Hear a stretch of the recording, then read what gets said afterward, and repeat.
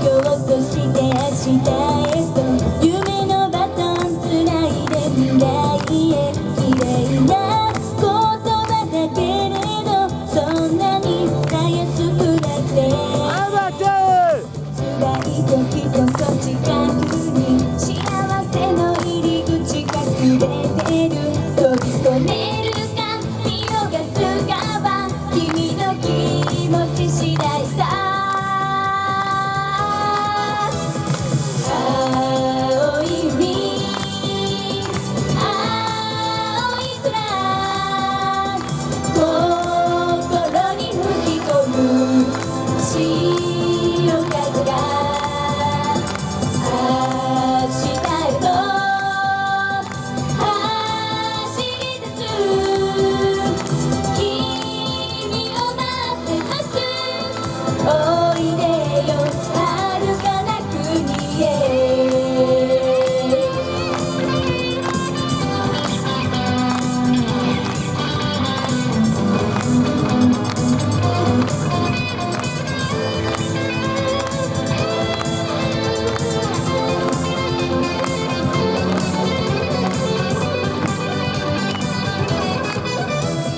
青い海青い空心に吹き込む潮風が明日へと駆け抜ける力をくれるよ